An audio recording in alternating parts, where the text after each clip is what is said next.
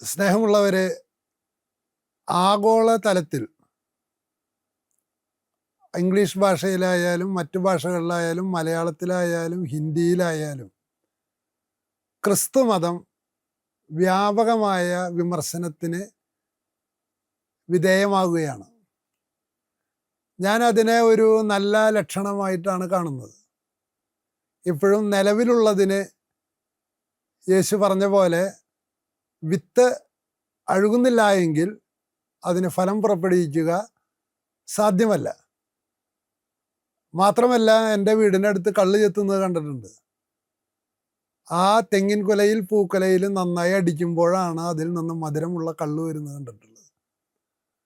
അതുപോലെ ഇന്ന് വ്യാപകമായി ലോകമെമ്പാടും എല്ലാ ഭാഷകളിലും എല്ലാ സംസ്കാരത്തിലുള്ളവരും യേശു ക്രിസ്തുവിൻ്റെ എല്ലാ പഠിപ്പിക്കലുകളും മറ്റുള്ളവരിൽ നിന്ന് മോഷ്ടിച്ചെടുത്തതാണ് എന്ന് പറയുന്ന അനേകം യൂട്യൂബ് പ്രഭാഷണങ്ങൾ സോഷ്യൽ മീഡിയയിൽ ഇങ്ങനെ 2 ലക്ഷം പേര് കാണുന്നു, 4 ലക്ഷം പേര് കാണുന്നു, ഇങ്ങനെയൊക്കെ വന്നുകൊണ്ടിരിക്കുകയാണ്. ഇപ്പോൾ അടുത്തയിടെ ഒരു ഗുരുമൂർത്തി എന്ന് പറയുന്ന ഒരാളുടെ ഒരു എപ്പിസോഡ് ഒരു കുട്ടി എനിക്ക് അയച്ചു തന്നതാണ്. ബുദ്ധമതത്തിൽ നിന്ന് കോപ്പി അടിച്ചതാണ് ക്രിസ്തുമതം. വേറെ ചിലർ പറയുന്നത് ഇന്ത്യൻ തത്വചിന്തയിൽ നിന്ന് കോപ്പി അടിച്ചതാണ് ക്രിസ്തുമതം. പ്രിയമുള്ളവരെ, എന്താണ് അടിസ്ഥാനപരമായിട്ട് അബ്രഹാമിക് റിലീജിയനും ഇന്ത്യയിലെ റിലീജിയനും തമ്മിലുള്ള മോസ്റ്റ് ഫണ്ടമെൻ്റൽ ഡിഫറൻസ് എന്താണ് എന്ന് പറഞ്ഞാൽ, ആ കാര്യത്തിൽ ഒറ്റ വരി പോലും അബ്രഹാമിക് റിലീജിയനിലുള്ള ആളുകൾ ആരും സ്വീകരിക്കില്ല. ഇവിടെ ഒരു പ്രത്യേക കാഴ്ചപ്പാടുണ്ട്.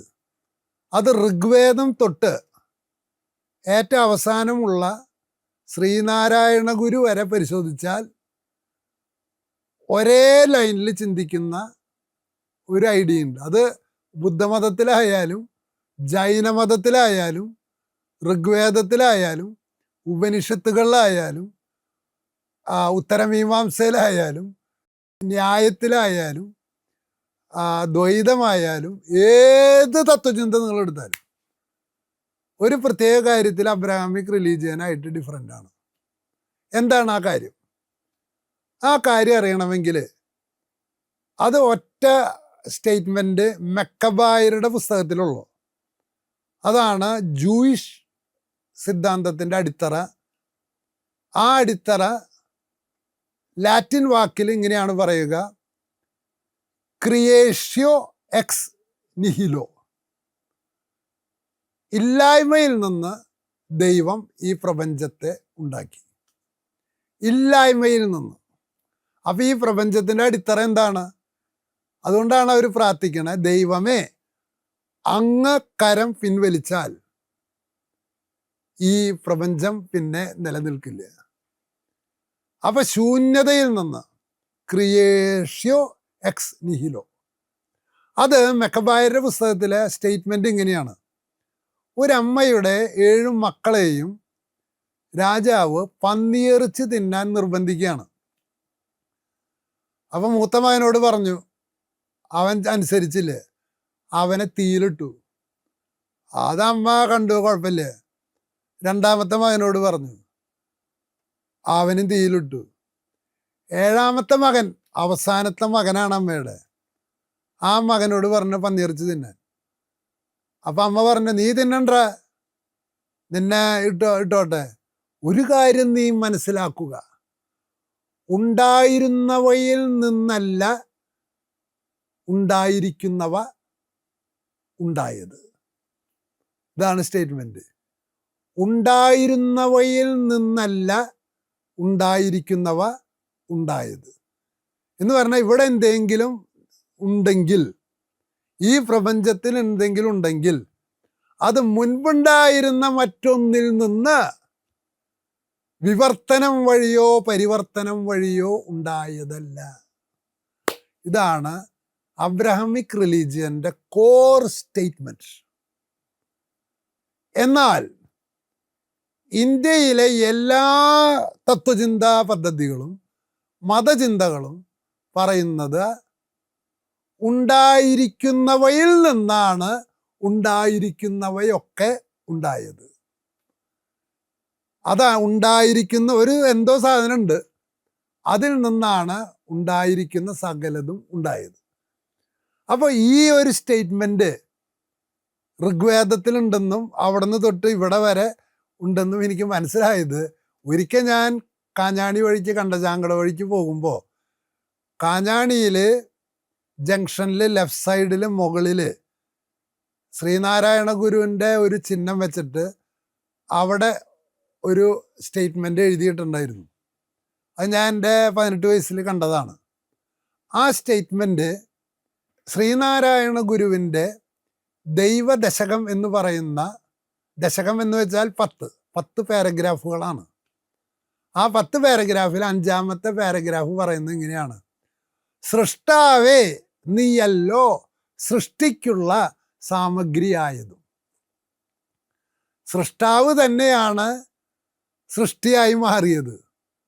അപ്പോൾ അതുകൊണ്ടാണ് ഇവർ പറയുന്നത് ഇതൊക്കെ സയൻസ് ആണെന്ന്. അതെ, nothing can be created or destroyed. ഒന്നും നിർമ്മിക്കാനോ ഇല്ലാതാക്കാനോ കഴിയില്ല.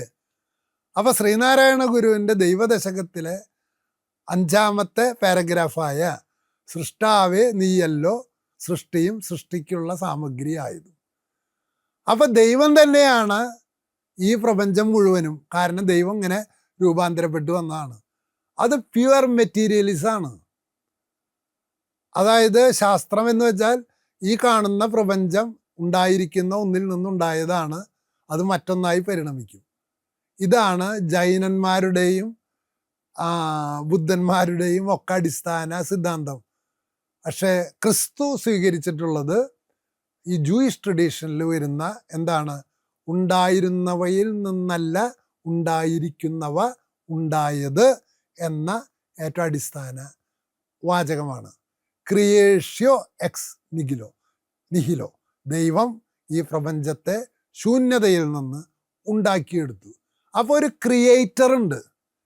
ഇന്ത്യയിൽ ക്രിയേറ്റർ എന്ന് പറയുന്നത് വെറും ഒരു പേര് പറയുന്നതാണ്, അല്ലാതെ ക്രിയേഷൻ ഒരു വ്യക്തിയില്ല. ഇത് തന്നെത്താൻ ഇങ്ങനെ നാളികേരത്തിൽ നിന്ന് തെങ്ങ് മുളച്ച് വരുന്ന പോലെ ഈ പ്രപഞ്ചത്തിൽ നിന്ന് ഇങ്ങനെ ഓരോന്നും മുളച്ച് തന്നെത്താൻ ഉണ്ടാകുന്നതാണ്. അതുണ്ടാകുന്നു, ഡീക്കേ ചെയ്തു പോകുന്നു. അതിൻ്റെ പ്രക്രിയ എന്താണെന്ന് വേറൊരു എപ്പിസോഡിൽ നമുക്ക് വിവരിക്കാം. അപ്പം ഇവിടെ ഇതാണ് ഏറ്റവും പ്രാഥമികമായിട്ടുള്ള വ്യത്യാസം. അപ്പം ബുദ്ധമതത്തിൽ നിന്ന് പകർത്തിയതാണോ ക്രിസ്തുമതം? രണ്ടാമത്തെ വ്യത്യാസം എന്ന് പറയുന്നത് ബുദ്ധമതത്തിൽ പുനർജന്മമുണ്ട്. എവിടെയാണ് ക്രിസ്തുമതത്തിൽ പുനർജന്മം? ക്രിസ്തുമതത്തിൽ ഒറ്റ ജന്മമേ ഉള്ളൂ, പുനർജന്മമില്ല. ബുദ്ധമതത്തിൽ പുനർജന്മമുണ്ട്. മൂന്നാമതായിട്ട് ബുദ്ധമതത്തിൽ പ്രിയമുള്ളവരെ സനാതനത്വമുള്ള ഒന്നുമില്ല. എന്ന് പറഞ്ഞാൽ പെർമനൻ്റായിട്ട് നിലനിൽക്കുന്ന ഒരു സ്വഭാവം ഒരു വസ്തുവിനില്ല. അത് സനാതന ധർമ്മക്കാർക്കുണ്ട്. പക്ഷേ ക്രിസ്തു മതത്തിലെ പലതും സനാതനമാണ്. ഞാൻ ഒരു വാചകം കേൾപ്പിച്ചു തരാം. യേശു ക്രിസ്തു ഇന്നലെയും ഇന്നും നാളെയും ഒരുവൻ തന്നെ, ആദിയിലെ പോലെ ഇപ്പോഴും എപ്പോഴും എന്നേക്കും ആമീൻ. ഇതാണ് സനാതനത്വത്തിൻ്റെ ഡെഫിനിഷൻ. അപ്പോൾ ബുദ്ധമതത്തിൽ നിന്ന് പകർത്തി എഴുതിയതാണോ ഈ ക്രിസ്തുമതം എന്ന് പറയുന്നത്? പ്രിയമുള്ളവരെ, ഞാൻ മനസ്സിലാക്കിയതനുസരിച്ച് പലരും എഴുതിയിട്ടുണ്ടെങ്കിലും ബുദ്ധമതത്തിലും പിന്നീട് അയിത്തമുണ്ടെന്നാണ്. മാത്രമല്ല ബുദ്ധമതത്തിൽ പ്രവൃത്തിക്ക് എന്താണ് പ്രാധാന്യം? ഒരു മനുഷ്യൻ, ബുദ്ധൻ കണ്ണടച്ചിരിക്കണുണ്ടല്ലോ എന്നുള്ളത്. കാരണം അവൻ ധ്യാനത്തിലൂടെയാണ് അവൻ നിർവ്വാണത്തിലെത്തുന്നത്, അവൻ മോക്ഷത്തിലെത്തിച്ചേരുന്നത് ധ്യാനത്തിൽ. എന്നാൽ ക്രിസ്തുമതം നേരെ വിപരീതമാണ്. ക്രിസ്തുമതം കണ്ണു തുറന്നിരിക്കുകയാണ്. യോഹന്നാൻ്റെ 1-ാമത്തെ ലേഖനത്തിൻ്റെ 1-ാമത്തെ പാരഗ്രാഫ് തുടങ്ങുന്നത് ഇങ്ങനെയാണ്: ഞങ്ങൾ കണ്ടത് കേട്ടത്, സ്പർശിച്ചത്, അനുഭവിച്ചറിഞ്ഞത്. പഞ്ചേന്ദ്രിയങ്ങളിലൂടെ ഞങ്ങൾക്ക് വരുന്ന അറിവിൽ നിന്നാണ് യേശു ക്രിസ്തു ദൈവപുത്രനാണെന്ന് ഞങ്ങൾ തിരിച്ചറിഞ്ഞത്. ഞങ്ങളുടെ ആ സന്തോഷം പൂർണ്ണമാകാൻ വേണ്ടിയിട്ടാണ് ഞങ്ങളിത് നിങ്ങളോട് പറയുന്നത്. നമ്മളൊരു സ്ഥലത്ത് നിധി കണ്ടെത്തിയാൽ നമ്മുടെ വീട്ടുകാരോട് വന്ന് പറയില്ലേ? അതുപോലെയാണ് ഞങ്ങൾ സുവിശേഷം പ്രഘോഷിക്കുന്നത്. നിധിയാണ് ഞങ്ങൾ കണ്ടെത്തിയിരിക്കുന്നത്. അപ്പോൾ പ്രിയമുള്ളവരെ, യേശു തന്നെ പറയുന്നുണ്ട്, എന്താണ്? നിങ്ങളുടെ കയ്യിലുള്ള സമ്പത്ത് എന്ത് ചെയ്യണം? ഒരുവന് 10 താലന്ത് കൊടുത്തു, വേറൊരുത്തന് 5 താലന്ത് കൊടുത്തു, വേറൊരുത്തന് 1 താലന്ത് കൊടുത്തു. 1 താലന്ത് കിട്ടിയവൻ അത് കുഴിച്ചിട്ടു. അപ്പോൾ പള്ളികളിൽ സ്വർണം കുഴിച്ചിടാൻ പാടില്ല എന്നാണ്, അല്ലെങ്കിൽ നിലവറകളിൽ സൂക്ഷിക്കാൻ പാടില്ല എന്നാണ് കർത്താവ് പറഞ്ഞിട്ടുള്ളത്. അപ്പോൾ യേശു പറയുന്നത്, നിങ്ങൾ പ്രവർത്തിക്കുക, എൻ്റെ വചനം അനുസരിക്കുക. അതാണോ ബുദ്ധൻ പറഞ്ഞത്? ബുദ്ധന് നിർവ്വാണത്തിലേക്ക് പോകാൻ ഇന്ത്യയിൽ എല്ലാവരും കണ്ണടച്ചിരുന്നിട്ട് ആത്മസാക്ഷാത്കാരം നേടുന്നു. പ്രവൃത്തിയിലൂടെ ആത്മസാക്ഷാത്കാരം നേടണ പണിയില്ലേ? അത് ആണ് ക്രിസ്തുമതം. അപ്പം ഇങ്ങനെ ബുദ്ധമതത്തിലെ ഓരോ കാര്യങ്ങളും സൂക്ഷ്മമായി പരിശോധിച്ചാൽ നമുക്ക് മനസ്സിലാകും, ബുദ്ധമതത്തിലെ നല്ല കാര്യങ്ങളില്ല എന്നൊന്നും ഞാൻ പറയണില്ല. പക്ഷെ ബുദ്ധമതം കോപ്പി അടിച്ചതല്ല. ആണെങ്കിൽ ഈ വ്യത്യാസം എങ്ങനെ ഉണ്ടാകുന്നത്? ഇനി വേറെ ചിലർ പറയുന്നുണ്ട്, ഈജിപ്തിലെ 10 കൽപ്പനകൾ കിട്ടിയത്, ഈജിപ്തിൽ ഒരു പ്രാർത്ഥനയുണ്ട്, സ്വർഗത്തിലേക്ക് കടക്കുന്നതിന് മുൻപ് ജനങ്ങൾ ഇപ്രകാരം പറയണം. എന്തെന്ന് പറയണം? ഞാൻ മോഷ്ടിച്ചിട്ടില്ല, ഞാൻ വ്യഭിചാരം ചെയ്തിട്ടില്ല, ഞാൻ കള്ളസാക്ഷ്യം പറഞ്ഞിട്ടില്ല, ഞാൻ അന്യൻ്റെ ഭാര്യയെ മോഹിച്ചിട്ടില്ല, ഞാൻ വ്യഭിചാരം ചെയ്തിട്ടില്ല എന്ന് ഉള്ള 10 കാര്യങ്ങൾ പറയുന്നതിൻ്റെ ഒരു ലിസ്റ്റുണ്ട്. ആ ലിസ്റ്റ് പറയുന്നവർക്ക് മാത്രമേ സ്വർഗത്തിലേക്ക് പ്രവേശനമുള്ളൂ. അതാണ് ക്രിസ്ത്യാനികൾ 10 കൽപ്പനകളായി എഴുതിയിട്ടുള്ളത്. പ്രിയമുള്ളവരെ, ക്രിസ്ത്യാനികൾ 10 കൽപ്പനകൾ അങ്ങനെയല്ല പറയുക. ദൈവമേ, ഞങ്ങൾ 1-ാം പ്രമാണം ലംഘിച്ചിട്ടുണ്ട്, 2-ാം പ്രമാണം ലംഘിച്ചിട്ടുണ്ട്, 3-ാം മാതാപിതാക്കളെ ഞങ്ങൾ ദ്രോഹിച്ചിട്ടുണ്ട്, സാബത്ത് ഞങ്ങൾ ലംഘിച്ചിട്ടുണ്ട്, ഞങ്ങൾ കൊലപാതകത്തിന് തുല്യമായ പ്രവൃത്തി ചെയ്തിട്ടുണ്ട്, ഞങ്ങൾ മനസ്സുകൊണ്ട് വ്യഭിചാരം ചെയ്തിട്ടുണ്ട്, ഞങ്ങൾ നുണയൊക്കെ പറഞ്ഞിട്ടുള്ള ആൾക്കാരാണ്, ഞങ്ങൾ അന്യൻ്റെ ഭാര്യനെ മോഹിച്ചിട്ടുണ്ട്, ഞങ്ങൾ അന്യൻ്റെ വസ്തുക്കൾ മോഹിച്ചിട്ടുണ്ട്, അതുകൊണ്ട് ഞങ്ങൾ അയോഗ്യരാണ്, ഞങ്ങൾ തീർത്തും അയോഗ്യരാണ്, അതുകൊണ്ട് സ്വർഗത്തിലേക്ക് പ്രവേശിക്കാൻ ഞങ്ങൾക്ക് യോഗ്യതയില്ല എന്നാണ് ക്രിസ്ത്യാനി പറയണേ. അപ്പൊ ഈജിപ്തുകാരൻ പറയുന്നതിന് നേരെ വിപരീതമാണ്. അവൻ പറയുന്നത് ഇതൊക്കെ ഞങ്ങൾ പാലിച്ചിട്ടുണ്ട്, അതുകൊണ്ട് സ്വർഗത്തേക്ക് കടത്താനാണ്. ക്രിസ്ത്യാനി പറയുന്നത് ഇതൊക്കെ ഞങ്ങൾ ലംഘിച്ചിട്ടുണ്ട്, മനസാ വാച കർമ്മണ. പക്ഷേ നീ ഒരു കാര്യം ചെയ്യണം, പരീക്ഷയിൽ തോറ്റ ഞങ്ങളെ അയോഗ്യരായ ദാസരാണ്, ഞങ്ങളെ അങ്ങോട്ട് കയറ്റണം എന്നാണ് പറയുന്നത്. അതുകൊണ്ട് സൂക്ഷ്മമായി വിശദമായി പഠിക്കുന്നതിന് മുൻപ് നിങ്ങളുടെ മനോഗതത്തിനനുസരിച്ച് നാട്ടുകാർ പറയാണ്, അവിടെ അങ്ങനെ പറഞ്ഞിട്ടുണ്ട്, ഇവിടെ ഇങ്ങനെ പറഞ്ഞിട്ടുണ്ട് എന്ന് പറയുമ്പോൾ സൂക്ഷ്മമായിട്ട് വിശകലനം ചെയ്തിട്ട് വിവേചിച്ചറിയാനുള്ള ബുദ്ധി നിങ്ങൾക്ക് ദൈവം തരട്ടെ എന്ന് ഞാൻ ആശംസിക്കുന്നു. അതുകൊണ്ട് ഇനിയെങ്കിലും ഇന്ത്യയിൽ നിന്ന് കട്ടെടുത്തിട്ടാണ് യേശു ക്രിസ്തു ഉണ്ടാക്കിയത് എന്ന് പറയുന്ന നുണ ഇനി പറയല്ലേ. കാരണം ഇന്ത്യയിൽ പാപം എന്ന് പറയുന്ന ഒരു സങ്കല്പം ഇല്ല. ക്രിസ്ത്യാനിക്ക് മാത്രമേ പാപമുള്ളൂ. അബ്രാഹമിക് റിലീജിയനിൽ മുഴുവൻ പാപമുണ്ട്. ആ പാപം എന്താണെന്ന് മറ്റൊരു എപ്പിസോഡിൽ നമുക്ക് എന്താണ് ഋഗ്വേദവും പഴയ നിയമവും തമ്മിലുള്ള വ്യത്യാസം എന്ന് തിരിച്ചറിഞ്ഞാൽ പാപത്തെക്കുറിച്ചുള്ള വ്യത്യാസം എന്താണെന്ന് നിങ്ങൾക്ക് മനസ്സിലാകും. അപ്പോൾ ഇന്ത്യക്കാർ എപ്പോഴും പറയുന്നത്, സ്വാമി വിവേകാനന്ദൻ്റെ ഒരു വാചകം പറഞ്ഞിട്ട് ഞാൻ അവസാനിപ്പിക്കാം. സ്വാമി വിവേകാനന്ദൻ ഒരു സ്ഥലത്ത് പറയാണ്, യേശു ക്രിസ്തുവിനെ കണ്ടിരുന്നെങ്കിൽ എൻ്റെ ദൈവമേ എന്ന് വിളിച്ച് ഞാൻ അദ്ദേഹത്തെ കെട്ടിപ്പിടിച്ച് ചുംബിക്കുമായിരുന്നു, ആ പാദാരവിന്ദങ്ങളിൽ ഞാൻ മുത്തുമായിരുന്നു, ആ രക്തം കൊണ്ട് എൻ്റെ ദേഹം മുഴുവൻ കഴുകുമായിരുന്നു. പക്ഷേ അദ്ദേഹത്തിന് ദൈവമായി അംഗീകരിക്കാൻ ഒരു ഹിന്ദുവിന് യാതൊരു പ്രയാസമില്ല. പക്ഷേ പ്രശ്നം അവിടെയല്ല. അടുത്ത വാചകം എന്തെന്നറിയോ? അവനവൻ തന്നെ ദൈവമായിരിക്കെ മറ്റൊരുത്തനെ സ്വർഗസ്ഥനായ പിതാവേ എന്ന് വിളിക്കുന്നത് ഹിന്ദു മനസ്സിന് മൂഢത്വമാണ്. യേശുക്രിസ്തു ആ മൂഢനാണ്. എന്താണ്? യേശുക്രിസ്തു വേറൊരാളെ സ്വർഗസ്ഥനായ പിതാവേ എന്ന് വിളിക്കണു. അതിനെ ഞങ്ങൾ മൂഢത്തരമായിട്ട് തന്നെ കാണുന്നതെന്ന് പച്ചയായിട്ട് സ്വാമി വിവേകാനന്ദ എഴുതി വെച്ചിട്ടുണ്ട്. ആയിക്കൊള്ളട്ടെ. അപ്പം പിന്നെ നിങ്ങൾ എന്തിനാ ആരാധിക്കാനാണ് അമ്പലത്തിൽ പോകുന്നത്?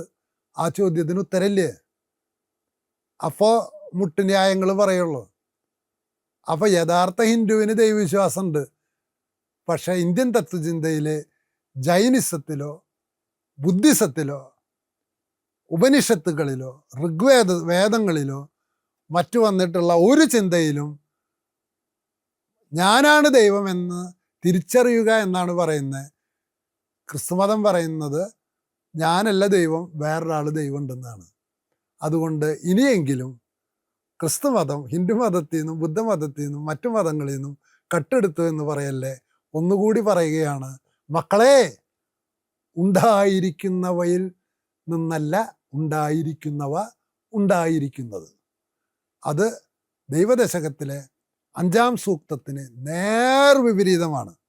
നിങ്ങൾ ഏത് സ്വീകരിച്ചാലും എനിക്ക് കൊള്ളാം, എനിക്കിത്രേ പറയാനുള്ളൂ. രണ്ടും ഒന്നല്ല. ഞാൻ സ്വീകരിച്ചിരിക്കുന്നത് ഈ പ്രപഞ്ചം ഉണ്ടായിരിക്കുന്നവയിൽ നിന്ന് ഉണ്ടായിട്ടുള്ളതല്ല, ശൂന്യതയിൽ നിന്ന് ഉണ്ടായതാണ്. നന്ദി, നമസ്കാരം.